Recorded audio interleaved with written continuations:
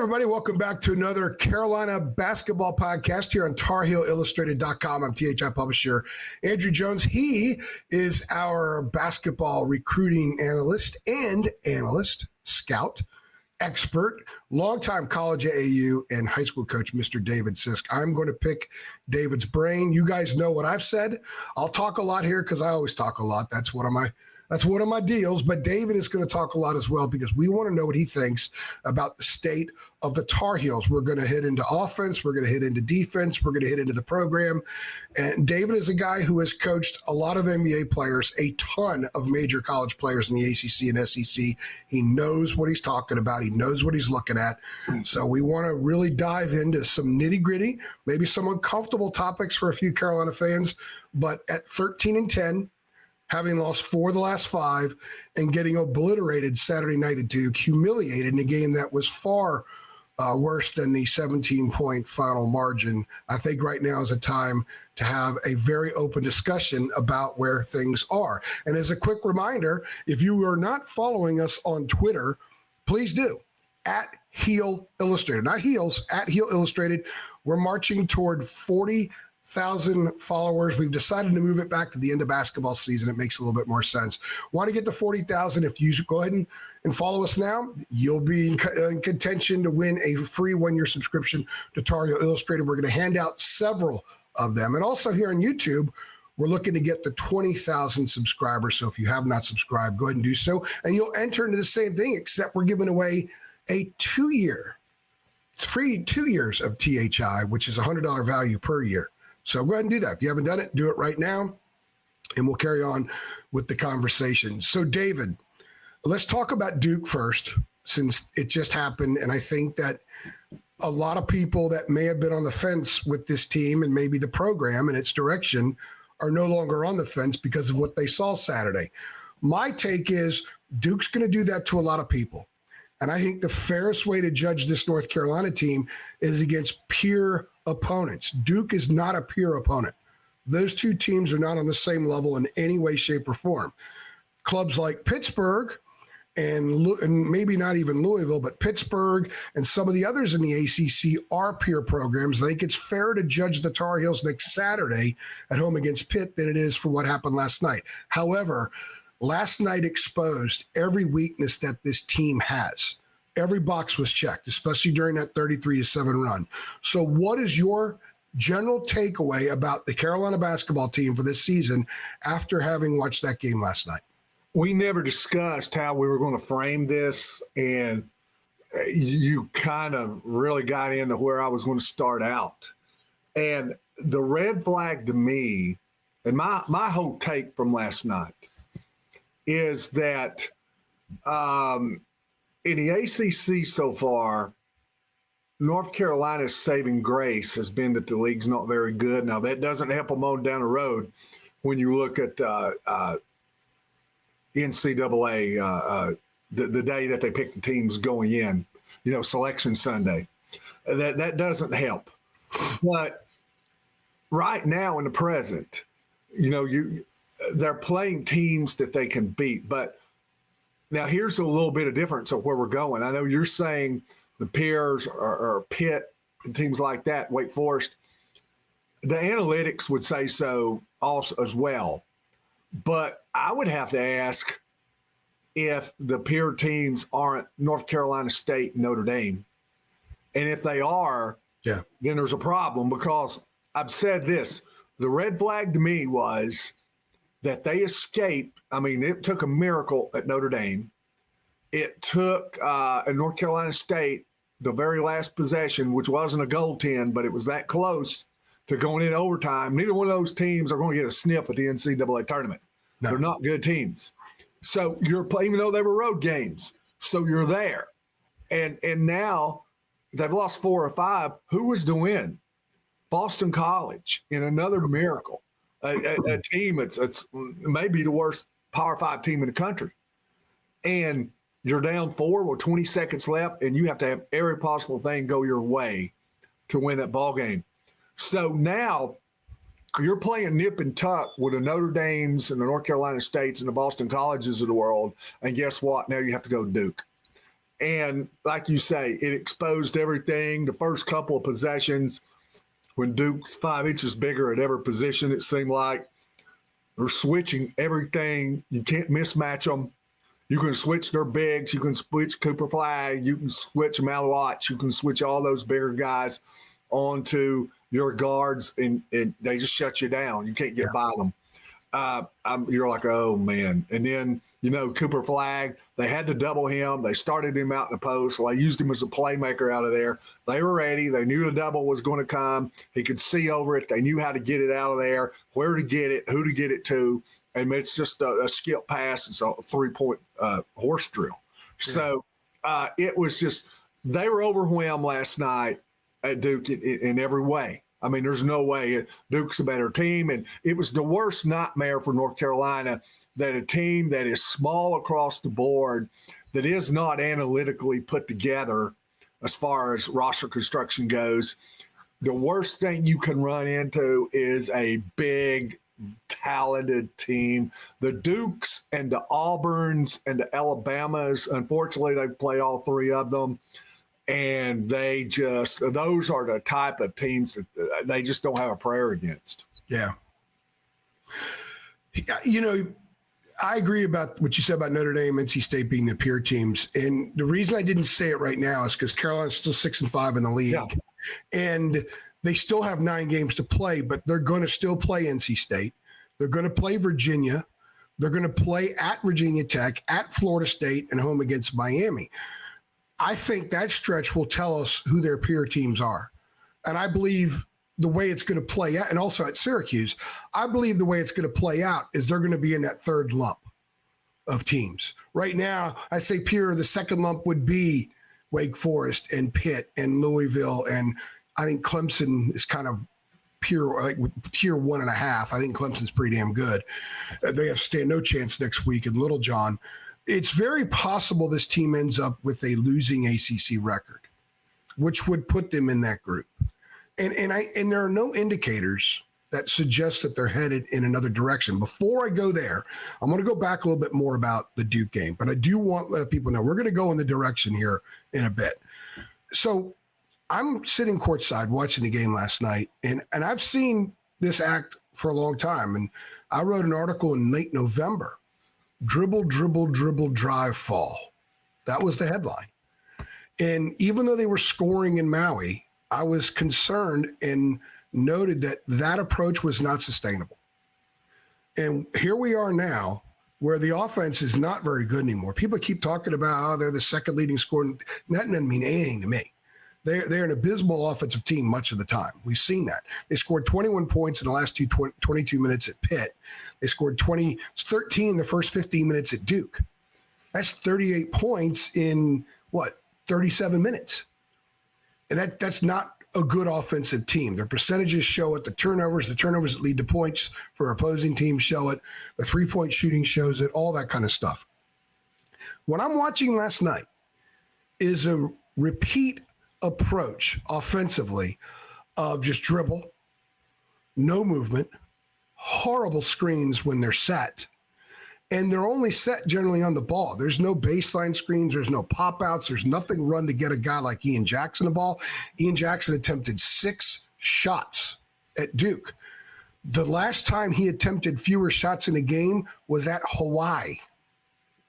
And before that, it was at Kansas. They're not going to beat anybody if Ian Jackson doesn't score. Yeah.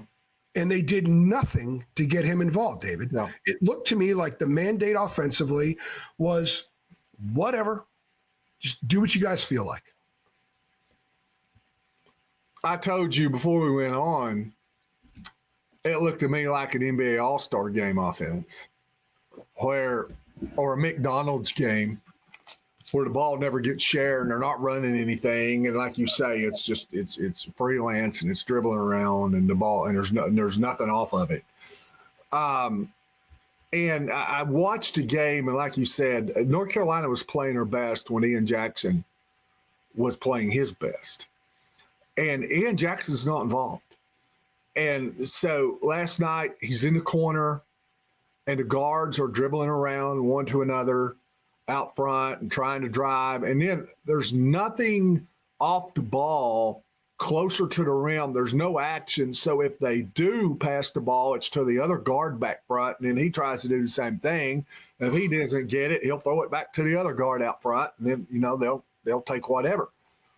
So if you're in a corner, if you're Ian Jackson in the corner, you're not going to get it because the ball's not going to come out of their hands down there. Now, early on, they were doing some cutting, and I felt like, and I tweeted this, I felt like the cuts were better and the movement early was better than it was in the second half of Pitt. Of course, if you've got a pulse, it was better than the second half of Pitt. But I thought there was some action, and Duke is so good at switching. It's almost like a switch is the same thing as a zone, basically.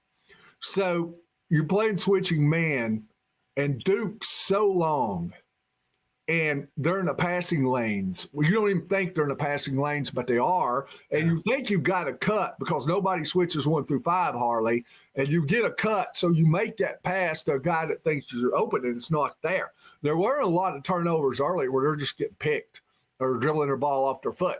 It was passes going into the lane that were getting taken by the help defenders because they've switched, they're long, they're active.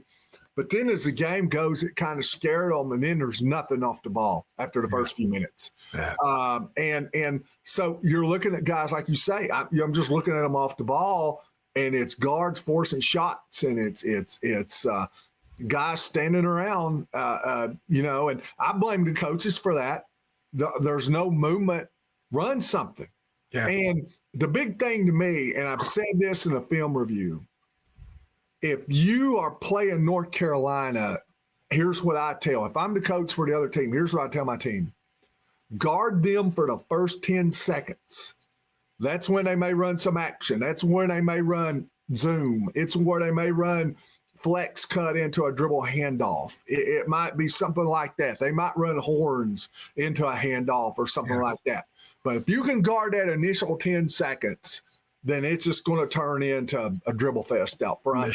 And I've said this, it reminds me so much of 2 years ago when Caleb Love and R.J. Davis were out front, and that's what the team did. This is the second time in 4 years we've really seen it. Well, Hubert Davis's offense, where there's no creativity, and it's just guards dribble, beating the air out of the ball out front with the dribbles, just wait until they really don't get anything until they force something up. So there's nothing, but it's like, okay, we're going to run quick hitters on them there. We're going to try to go 1-on-5. If we don't get the quick hitter, it's 1-on-5. They got nothing off the DHOs last night. They got nothing off the DHOs at Pitt. Yeah. Because they're easy DHOs to handle because there's no other movement.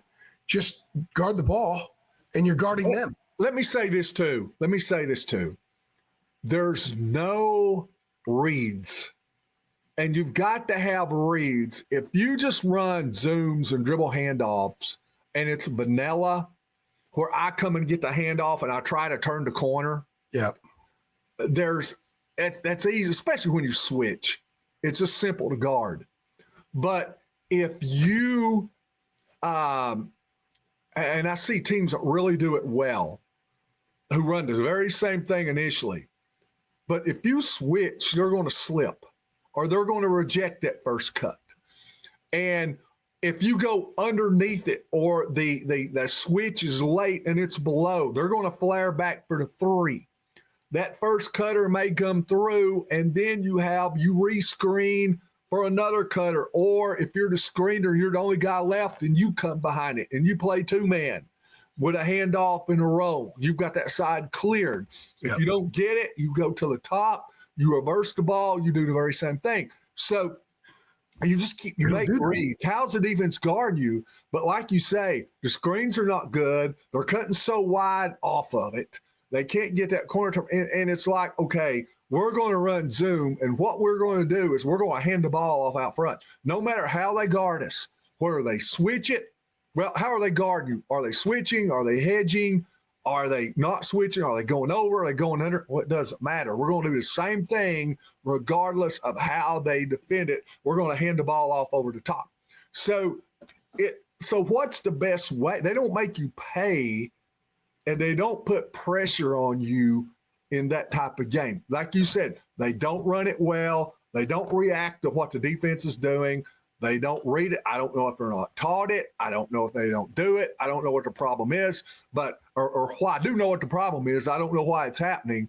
But it's like you say, they get nothing off that.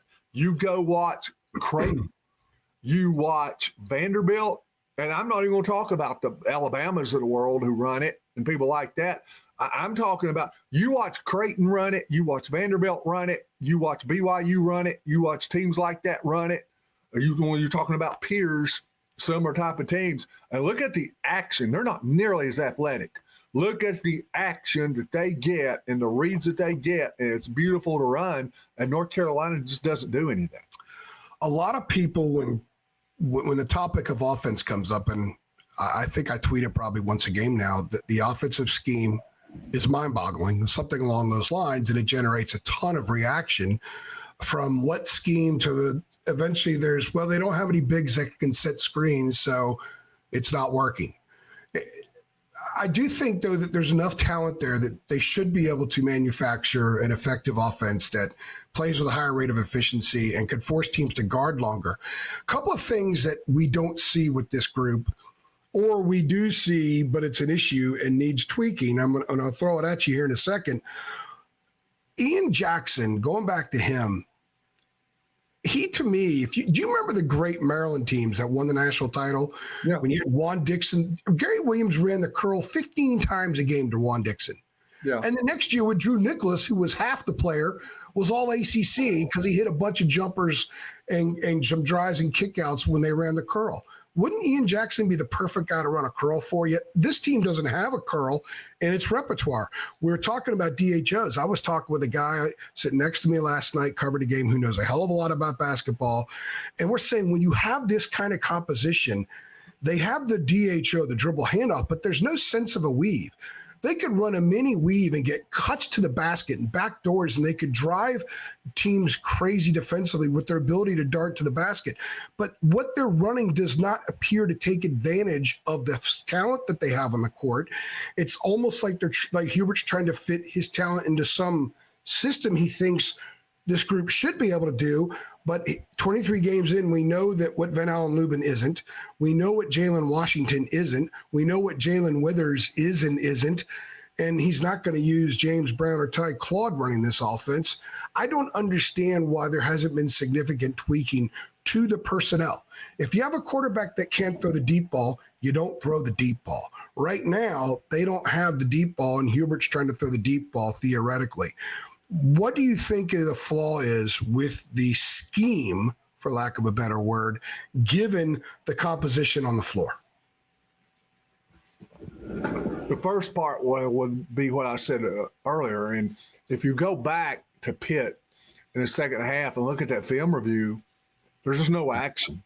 Nothing. And there's none. So if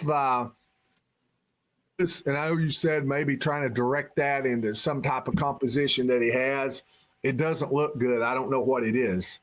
Yeah. And it's guards creating out front, but I would compare it more to what Josh Pastner did at Memphis than what I would Gary Williams did at Maryland. That was when you watched them. I remember back when he was there, and it was just 1-on-5 every time down. Back then with Gary Williams, there wasn't as much handoffs. It's a different game than it is today. But they ran to flex, which Bruce Pearl runs at Auburn. Well, he also had a great point guard, too. Yeah, and you'll see the curls, even at Auburn does. When you set the flex screen and then you get the down screen, if they chase you over the top, you curl. If they go inside, you flare off. And so Ian Jackson's a good enough shooter where you would have to go over the top. But even with that, like I said, he's not being used to come off the ball. It's in a corner, and if you watch them, with everything that's going on out front, from just guard to guard to guard, these other guys, it's like you used to see them in the NBA. I coached Corey Brewer. And Corey, you would see him no matter where he went. He was basically used as a 3 and D guy, especially on more D than 3. But they would put him in a corner. And, if you played Houston, it was James Harden in the ball screen out front, and he would look to create or he'd clear out and go. Of course, that's James Harden. And, Corey stood over there in the corner. And, and you got to scrap sometimes. They would kick out. Lee Humphrey, I had him. He did that at Florida on a national championship team. They just put him in the corner. So, but the thing is, Ian is just so much more talented offensively than both those players that I just mentioned. Ultra talented, and it's just not. He's not being put in positions in half court. Even when he had his good games, I tried to do a film review on him. I don't think I've shared this. I tried to do a film review on him, and I couldn't because I think it was a game he had 20, and everything he did was basically just a drive off the wing when they really hadn't run anything for him, or he gets an offensive rebound, or most of it was fast break stuff. A long rebound, and he just takes off. And converts and turnover, and he takes off. There have been very few baskets for him, even when he was scoring in his 20s, that were created for him in half-court offensive scheme. They run sets for RJ. They run a lot. They didn't run many last night. They ran a lot at Pitt. They ran a lot against BC. They didn't run much last night. I'm going to stay on Ian because I think Ian's the X factor. They don't beat anybody of any substance without Ian having a big game. Ian is the 4, the de facto 4, the pseudo 4, whatever you want to call it, in the 4-guard lineup. But ever since they've gone to that, he's not getting looks. Yeah, and he's not scoring the way he was, as you just described. Perfect example is this. In the last 12 games, the first 7 of the last 12 games, this is the snapshot here. The 7 games, he scored 18 or more. In all 7, he averaged 6 free throw attempts a game. In the last 5 games, he's been in single digits for 4 of them, and they lost those 4 games. And he's attempted a total of 8 free throws. By going small, Hubert has essentially eliminated the effectiveness of Ian Jackson. Would you agree? I would agree. He shot 5 times last night. So he went 1 for 5. He did get to the foul line to go 3 for 3, finished with 6 points. But 4 of those were 3-pointers. So, and a lot I notice of him, they're going to be quick threes out there. He took 1 off the dribble. He's not going to have a conscience when it comes to that.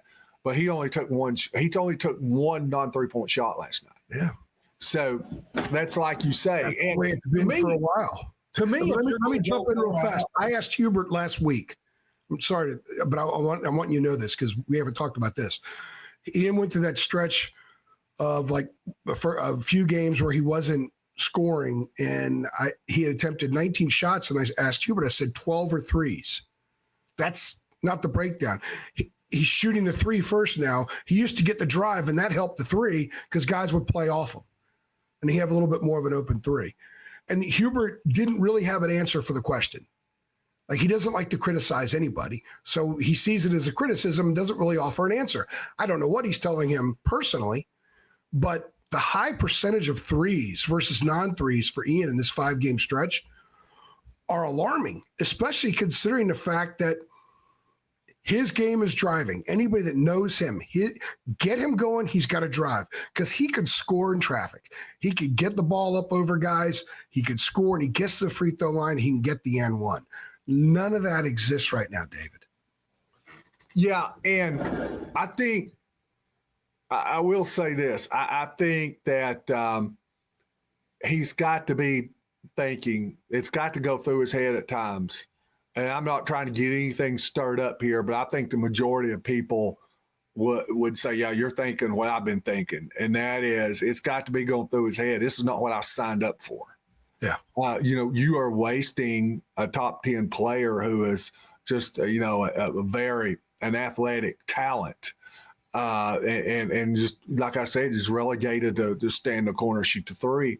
And especially if you watch another freshman, Con Knipple, and see how he's used at Duke and how big of a part he has in offense at a similar height and size, different kind of player, obviously not as athletic, stronger, got a more mature body, but a wing who is a centerpiece of what they do and has a high usage rate.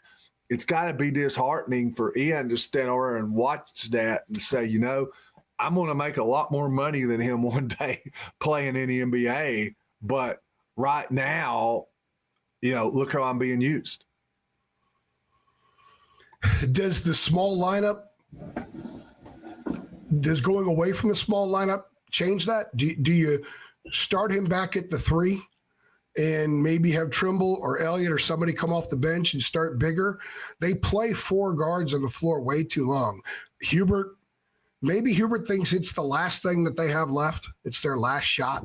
I mean, he goes zone with 4 guards out there, which is, at least he tried something, but it's not sustainable. This doesn't look sustainable. They should have 5 straight losses with one of it home to Boston College. Well, that's where they are. So maybe Hubert has to make some hard decisions. Jay Billis made the point last night that it was the first time that he had seen it. Was North Carolina went 3 bigs at the end. So they went with Tyson, they went with Powell, and they went with a center. So we went bigger instead of smaller. Now, whether I don't know that is a matrix that you can use that is going to be particularly accurate, because by that time North Carolina went zone. So when they did that, Duke just kind of said, okay, you're going to sit back. We're going to take the air out of the ball. And you could watch Duke just stand around. And from that point, like you said before we went on, Duke had taken foot off the gas, and they had just said, okay, whether we win by 30 or whether we win by 17 or whatever it was, it's not a big deal. We've got a comfortable win, and we'll run it out, which is what they did. But he did go that route. So I'm interested to see if he does that next. But let me make this point. I said it the last time we were on here. I don't know that there is a good option because the lineup construction is not good positionally. You've got, either way you go, you've got people playing out of position. You've got, it's not done analytically. So if you do try to say, okay, this guy's a 1, this guy's a 2, this guy's a 3, this guy's a 4, this guy's a 5. If you do that, it's still not compliant, working well together. There's still notable weaknesses in it. I go back, and I tweeted this last night after the game. The big issue to me with North Carolina in the Hubert Davis tenure is the roster construction has been imbalanced. It's not been good roster. It wasn't good roster construction 2 years ago. Now, I do think year 1 it was, but Brady Manick really didn't start getting involved till the end of the year, the last month, and then the guards got hot and they had it all along. I think it was kind of a Hubert Davis kind of learned on the job. Last year, they really got some things through the portal that really helped them with a solid 3 and 4. But now they're back this year, and I think maybe in a worse spot. The team may be a little bit better, but in a worse spot than they were 2 years ago, because at least they had a true center, and it wasn't just a small lineup across the board. But this group here, when Elliott Cadeau reclassed, I had heard through the grapevine that there was a concern by the North Carolina coaches that with R.J. Davis coming back, that it would end up being a small backcourt. There was that issue. So then with Trimble coming back and all that, and we know you've got 3 guys 6'3" or smaller on the court. Now you throw in the fact that it was one whiff after another one in the portal last year, trying to get big guys. Omarui went to Alabama. Cap Brenner never came out. And there were some other guys, and they just kept striking out. And now it is what it is. Ben Lubin really is more of a 4. He's an undersized 5. So to me, the construction here, it wasn't analytically done. It wasn't positionally done. It's not balanced. And so you can't make a balanced lineup if you don't have a balanced roster. And to me, that's the big issue. And there's not an easy answer, or even if there is an answer, which I don't think so. So when you have that kind of roster, you have to be a little unconventional with scheme on both ends of the floor. We've talked about offense. Let's talk about defense. One of the things that this team does not do at a level that I think it should be able to do is pressure the ball more. They don't force teams to start their offense in uncomfortable spots.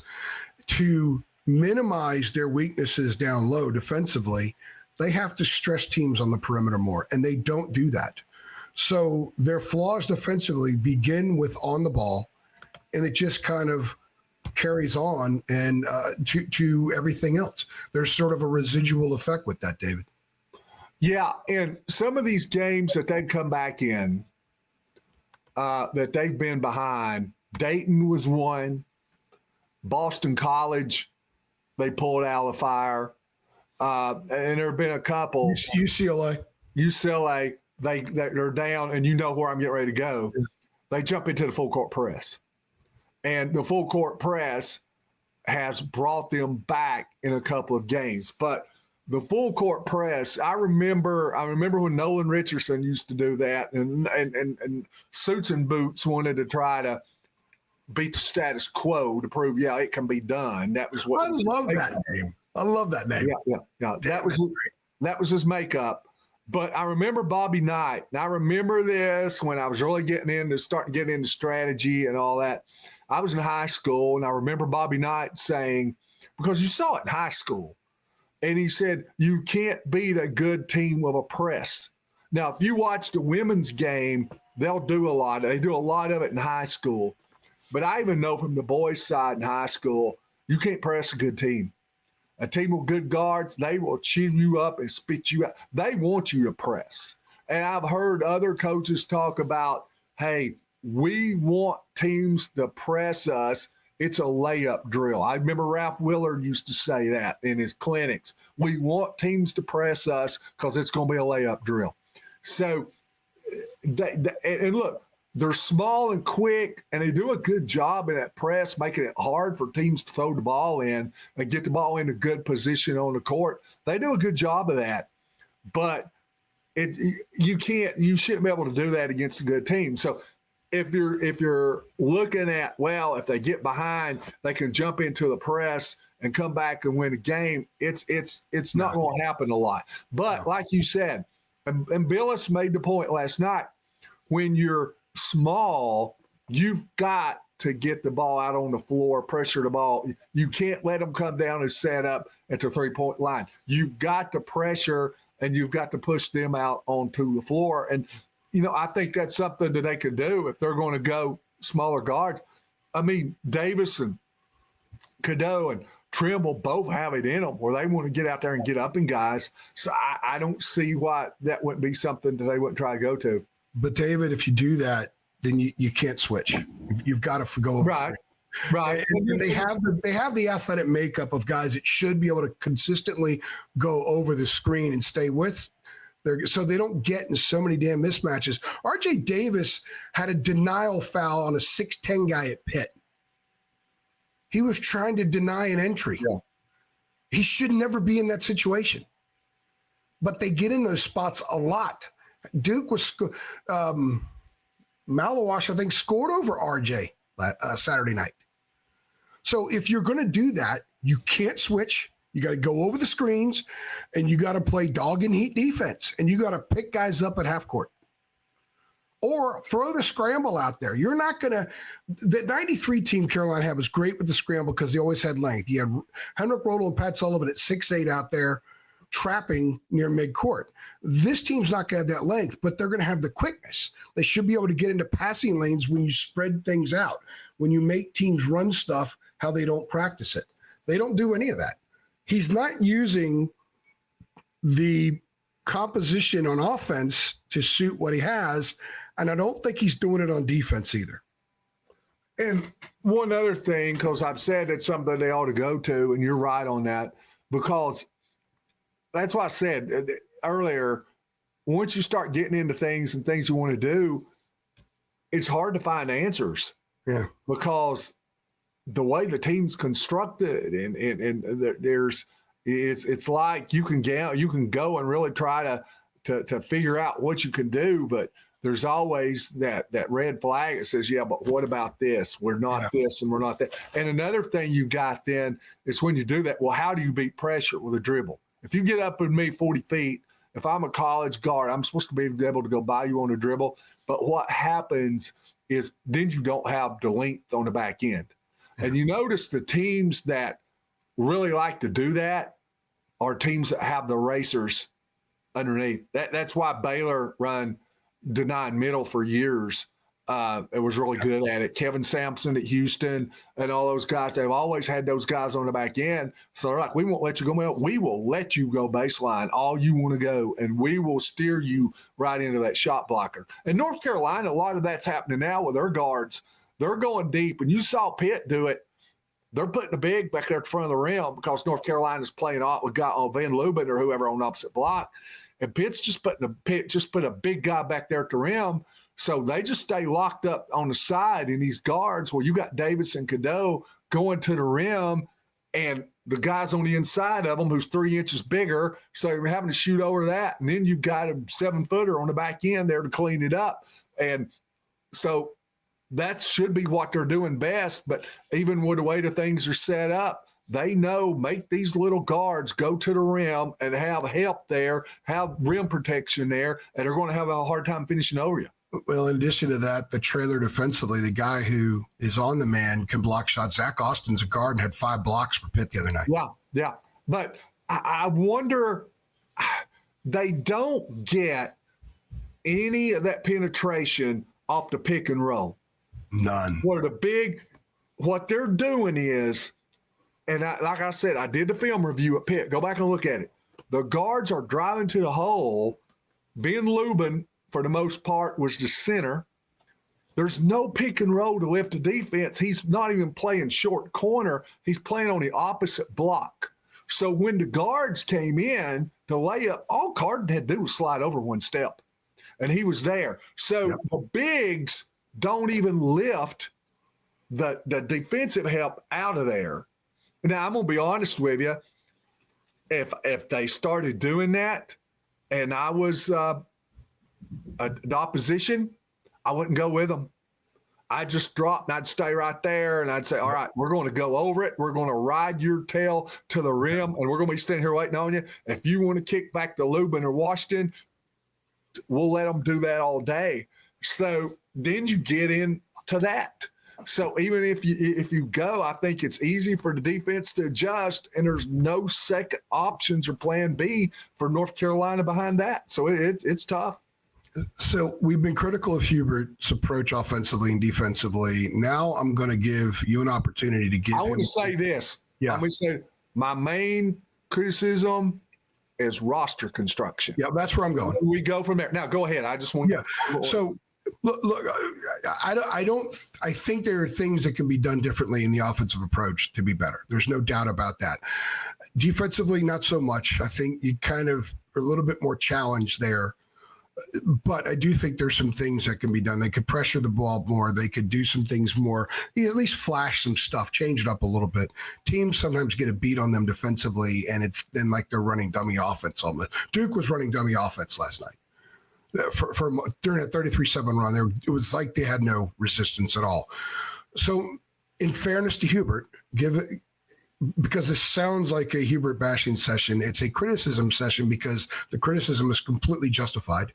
Hubert used to sit in the chair of criticism for 7 years at ESPN. He would be doing the same thing, looking at a team playing the way his team is playing. My question to you, though, is, are there really that many options? Is this just who they are? And is this what they can be? And if they had John Wooden, a combination of John Wooden, Dean Smith, and Hank Iba on the sideline, would this still be a flawed and very challenged team? Okay, let's start from the first. A point that the studio group made about North Carolina, because I'd got done the night before, with a critique from Pitt. And one point that they really made, and it wasn't what I was expecting right off the bat, and it was Billis or Greenberg or somebody. His number one complaint on North Carolina was the lack of rebounding. And he had the stats to back it up. So if you talk about where to start offensively, number one is running. And it's what the team did better last year earlier in the year, rather. If I look at North Carolina now in adjusted tempo, they're at 23rd. But I don't know that nationally, but I don't know that tempo gets adjusted as much as what they say, because they ran so much earlier in the year. They're not running at all right now. So if you have trouble getting rebounds, the guards have to stay in and help. And you saw late in the game, North Carolina grabbed some offensive boards, but if you look, they had perimeters in their helping, man. They had 5 guys crashing. So defensively, it's almost the same way. You have to have 5 guards crash. Now you can't get out and run. The best thing about running, Auburn can run because they've got a John Broome, who they know is going to grab 16 rebounds a game. Well, I've got him inside. I don't have to hold back. That shot goes up. I'm not even waiting to see if it goes in or not. I'm taking off. So they can't run because they can't rebound. They're not running. Teams are doing a really good job of getting back defensively. That would be the first thing in my scouting report against North Carolina. We're going to start by getting back. We're going to have stoppers. We're not going to let them have numbers and run out. So that's taken away. They're not turning people over either. They got to find a way to run more. We had a reader, subscriber in Four Corners asked a wonderful question last night. And he said, what's happened to the famous Carolina secondary break? There's no secondary break. They just come down the floor. It's in primary. If they don't have anything, they stop and pull the ball out and get into some kind of set. They let 7 or 8 seconds expire. It lets the defense get set up. It lets them catch their breath. Then they try to get into their half-court stuff. They've not always done that. Hubert's team didn't do it last year. They didn't do it late his first year when they started playing well. The thing about Roy Williams, even coaching high school, that amazed me was how seamless his team was going from fast break to early offense. And he did it through secondary. They never stopped to pull it out to call a set.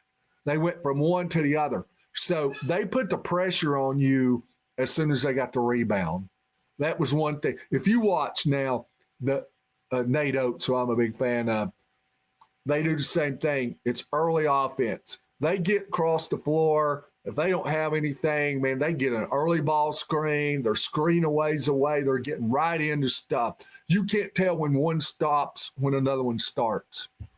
So run more, go into secondary break. Don't stop and pull a ball out and run a set play. That's what I watched for the last couple of years. I told you before we went on, you got a kick out of it. It's what I watched for John Calipari the last couple of years. It was like that offense was archaic, and fans knew that there. They got tired of watching it. And that's why you lose to Oakland, and you lose to St. Pete's, and you lose to just teams like that are just historic type of losses. So offensively, and once you get into the half-court set, keep running stuff continuously. Like I said, if I'm coaching them against them, I say guard them the first 10 seconds, and then they do nothing after that. It comes into a 4-out, 5-out spread one-on-one. Get away from that. Run zoom to the side. We'll start reading stuff. If your guy goes under flare, if he goes over the top, curl that. If you see that your guy is going to jump the route, back cut. If they're going to switch, you go to screen, slip the switch. Do that. Then reverse the ball out front. If you don't get it, run the same thing back to the other side. Run it to the other side. Make them guard every action. And if they blow it up, if they mess it up, if somebody does the wrong thing, you make them pay. And there's no stress on the defense right there. Like I said, they can guard it any way they want to guard it, and a guy can screw it up. They're just going to hand that ball out up front and not get anything. So I think there are some answers. I'm not saying it would work, but I think you would put. But the reason I say is because the construction of it. But and I think I'm not the only one. I think people would sit here that have been involved and would say the same thing. They don't run. They don't go. Where's the secondary? They run a handoff. They go 10 seconds and they stop, and it's 1-on-5. That would be my big answers. Make them guard, but make them move and guard. Yes. There's no ball movement. There's no player movement. You go back to the reason the secondary break was so effective many times when it wasn't even used, because it got them into early offense under Roy. And if I had a $5 bill for every time I sat 10, 15 feet away from Roy when he said, we want to score while the defense is still adjusting. They raced their big down the floor to get set before the other big was set. And a lot of people think the secondary break is the guy stepping in and shooting a jumper from 15 feet, but it's often the post guy setting up and getting an entry before the defense is set. He turns and lays it in or dunks. And they don't ever do that. And Roy always said, you want to, A, set up before their big sets up. B, you want to move the ball and score while they're reacting defensively. Because if they're reacting, they're not guarding. And this team doesn't force anybody to really react. And one thing I said in the 3 things Saturday night, going back to Hubert's stated mission in October, we want to be the fastest team in the country. You're not fast if you're standing still and there's no movement. Yeah. Nullify the greatest attribute this team has when they don't do that. That's why, as much as the roster configuration is an issue, I think the mandate and the scheme is as much an issue, to be perfectly honest. Let me ask you this, and I don't know, I've never asked you this before. Are you in on the interviews with the other coaches after a game, or you just do Hubert? I just usually focus on Carolina, but I go back and look what other coaches say a lot of times. I look what they say about Carolina sometimes. I want you to do this. After the Clemson game, sit in and they have a question. Ask Brad Brownell, what challenges does North Carolina's offense present to you once they get in half court? What did you have to prepare for? Because the best interview all year was Buzz Williams at Texas A&M after they played Kentucky. And he went into a dissertation about the pressure. He said there's 3 segments.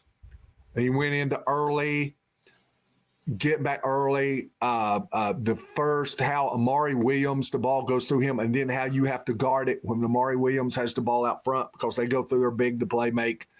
And then once he gives it up, the first reversal from there were 3 segments. So I would be interested even if he didn't give the public answer there that was good, because Buzz Williams was great. Brad scouts opposing offenses as well as anybody in the ACC. I know Brad. I could ask him off the record and just say, hey, an ACC coach said this. But I think publicly he would say sort of the company line. John Shire last night and Jeff Capel Tuesday night said Carolina's guards do a great job pressuring the ball up top. And that's not true. Yeah. So guys are going to say what they're going to say. I think we'll see with how Clemson attacks Carolina. Privately, how does Clemson attack Carolina? How they attack Carolina's offense? Because you can attack an offense, and Clemson's just not going to play back. They're going to do some things. Clemson's really good at screwing up cutters. They love to bump the cutter. Carolina doesn't have many cutters. So how is Brad going to adapt next weekend or next Monday to the Tar Heels? We'll see what he thinks of them. by seeing how he attacks their offense. I'll be honest with you. I wouldn't even want to hear from him how he defends them. I would want privately, off the record, for him to say, these are the problems that they offer in the half court. Yeah. Now, I'm not talking about, okay, this guy does this guy. I'm talking about in the confines of their offense. When that ball crosses half court and it's in Elliot Cadeau's hands from a schematic deal, what do you have to defend against? What segments are there? Would he tell you the same thing? We got to guard them for 10 seconds. If we can guard them back to when that handoff comes from the big up top, we got them. Yeah. Or is there more to it than that? I would be interested. I don't want to name any names now. I probably shouldn't have said what I said about Brad, but there are some people I can ask. I think right now, with 9 games still to go in the regular season, and goodness knows what lays in front, what lays ahead, it might be worth my time, especially on the road, to seek out some of these answers. Because there are some places that they're going where I know some people, and I can ask. And completely off the record. And I can wait a while so it's not obvious who I'm talking to, and maybe have an aggregate toward the end of the season when people are going to want to offer referendums. I see things on social media right now, and it was after the game last night. Of course, they played the early one, now the night doubleheader or triple header. But, a lot of ex-North Carolina players who, it's pretty vocal right now, people for calling for Hubert's head. And the ex-players are saying it's really interesting because a lot of them, and the great ones, are saying, hey, this is on players, not coaches. Bryce Johnson's the one. So, and I'm not calling anybody. I'm not. Kennedy Meeks, Theo Pinson. Yeah, trust me, I'm not. So we're just giving our opinion, and they say that, and there's some. I mean, they deserve to be heard. Well, they have an emotional connection. They have an emotional connection to Hubert, not so much the current players. But I get that. But they make that point. So even if you look to that, and let's say that's true, like I said, I think the way the roster's been constructed, what do you fall back on? I remember, James Bates does. I think he does ACC color on football right now, and I've known him since he was in high school. He didn't live too far from where I grew up. And it was funny. He was talking about Steve Spurrier when he played for Steve Spurrier at Florida. And he screwed something up or something happened. And he's like, hey, I'm sorry, coach. I busted that coverage or I missed that tackle or something. That'd be in film. And Steve said, it's not your fault, son. He said, it's my fault. It's not yours. And I'm the one to blame. I'm the one that recruited you and put you in the game. So that was so. Can I tell you that I used to do a TV show with James Bates? Oh, really? Okay. I was at Fox Sports. It was called the New College Football Show. It was James Bates, Tommy Bowden, and I was the ACC guy. Wow. Back on Fox Sports. Yeah. James is a good guy. He was. I know him. I know him off the air as he is on the air. He's very exciting. I know him back from his days at Sevier County High School when he played. So, yeah. That's a great line. And, yeah, I get it. So I guess in closing, we've gone almost an hour. It doesn't seem like it. They've got 9 games left. I'm not going to ask you to predict anything because I don't think that's not kind of your game anyway. That's not your bag. But trust me, whatever I predict, go the other way. Yeah, and I'm going to do something later this week where I look at each of the games and kind of – it's not a projection. It's more – 23 games of evidence suggests this is likely to happen. That's what I'm going to do. I'm going to ask you, as a coach, as someone who has coached players that have gone on and made millions and millions of dollars, guys that have won conference championships in the SEC and the ACC and other leagues, do you see a team that carries itself like you think it can fix things? There's an addendum to this question. Is there a change in starting lineup fix? Do you go big? Can you bring an Elliott off the bench? Can you bring a Seth back off the bench without losing him? Although Seth's got a great attitude. I got to hand him that. He's got a great attitude, probably, as good attitude as anybody on the team. What can be done And what do you envision being done with this group? Or is it probably just going to be more of the same? Before you answer, I think it's just going to be more of the same. There'll be some tweaking, but I think they're in so deep now that there's not a whole lot of changes that can be made or will be made. Yeah, and you got to be careful here because the next two games are going to decide your season. They can't beat Duke. So they can't beat Clemson either on the road. Well, they're going to have to. And that's what it's come down to. You've got Clemson left and you've got Pitt left. Pitt lost to Wake Forest yesterday, so they've dropped. And Clemson, outside of Pitt, is really the attractive team that you've got left.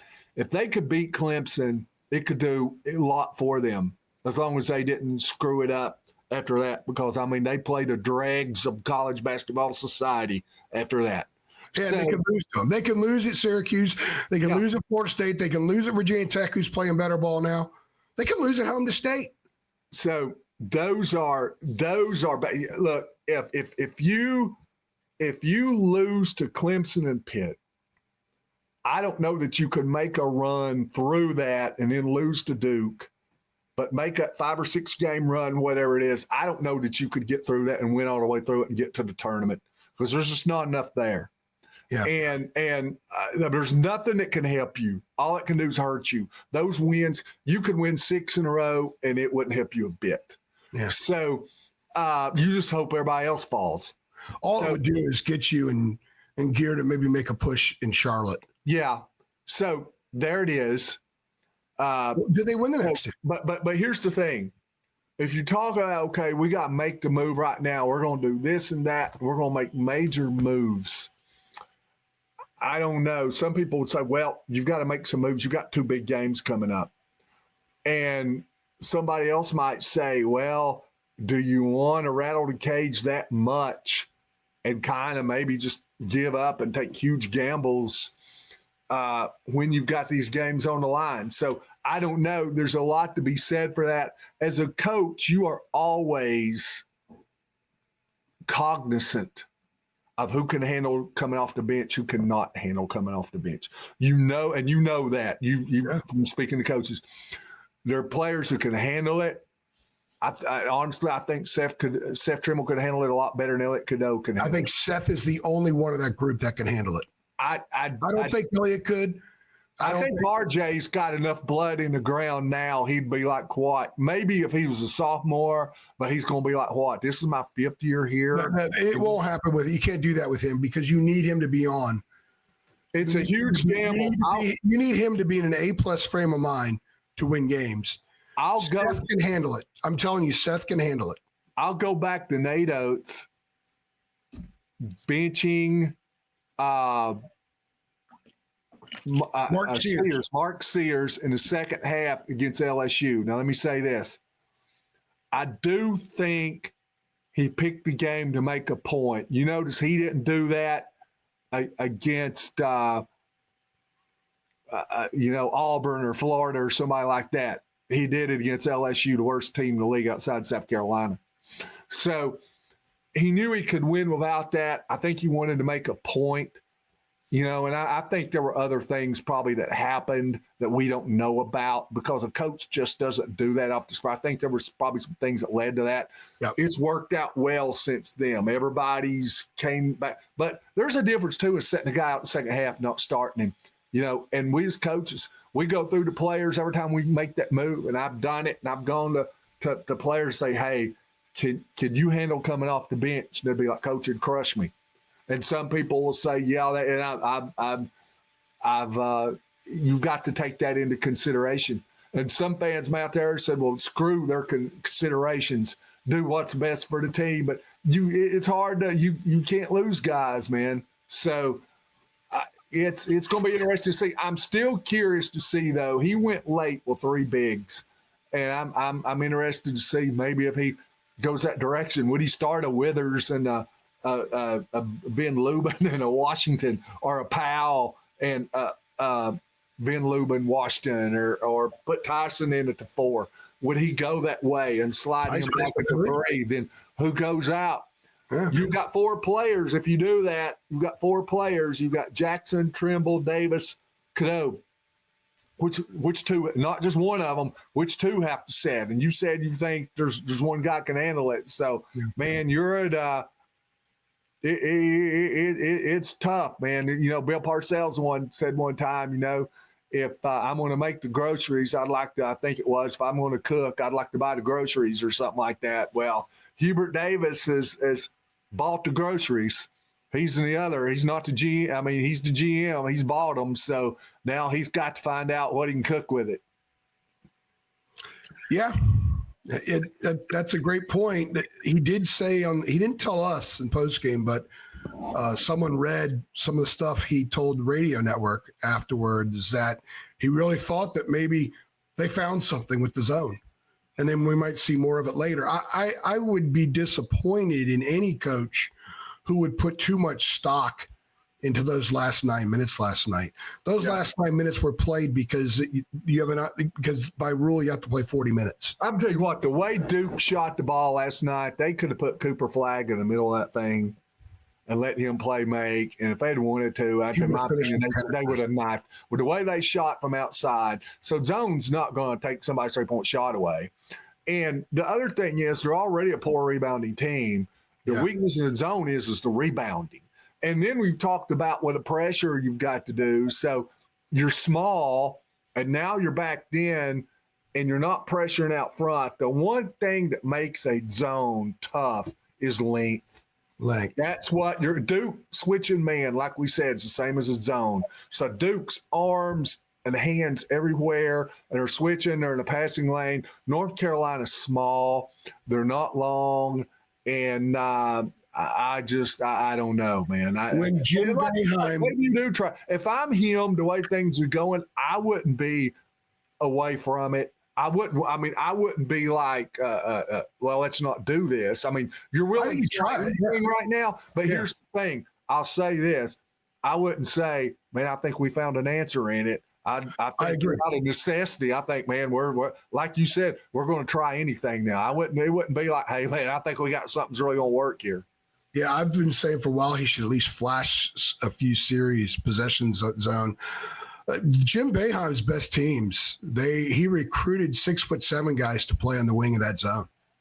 Yeah, 6'7" guys with 6'10" wingspan. You put them in the back line, they'd go sideline to sideline, 3 guys with their arms out. Yeah. Duke was so good at switching Saturday night that there are times for a split second I'm thinking, are they like in a matchup zone? But I'll say this too. They knew what North Carolina was going to run. Yep.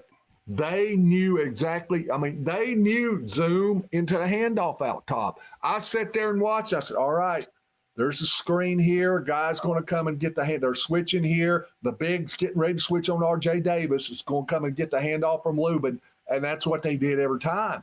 And they knew it. And it was just continuous and over and over and over and over. So they knew it was coming. So it was easy to switch. The hardest thing to switch to me is when you put 3 guys in action. Yeah. And now you've got 3 guys there. Now you've got to make 2. Now you've got to make 2 switches in a second. And that's the hardest stuff. And we didn't see that, they didn't go action, screen your own man.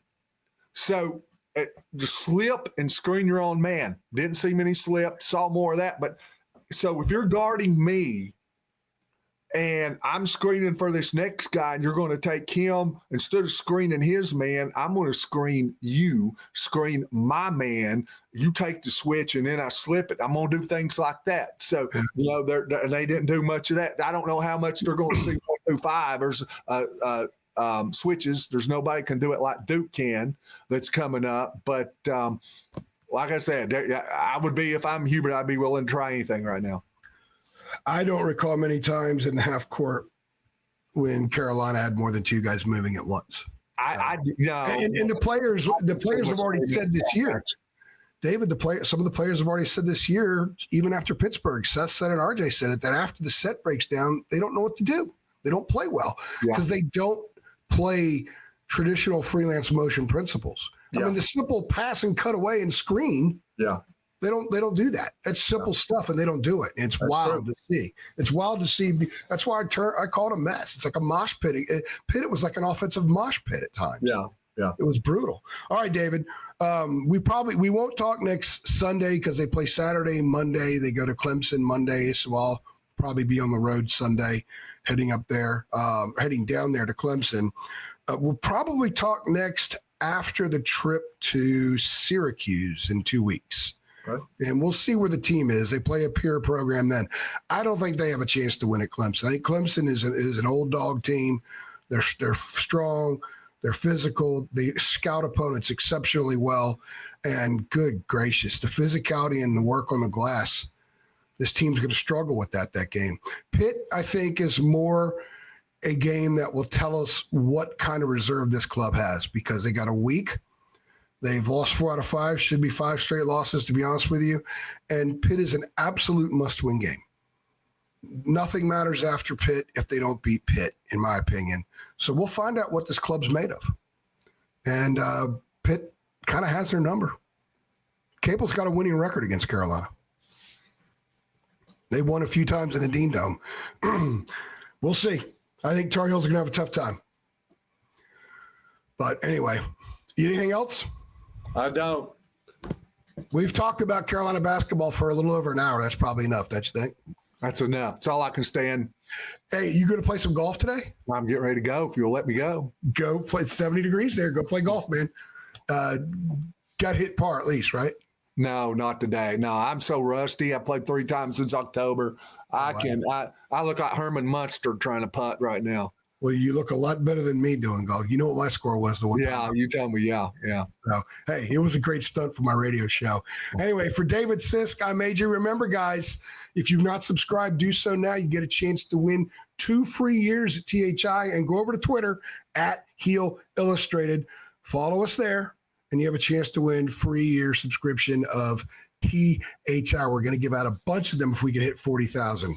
I'm AJ. He's David. Thanks for stopping by.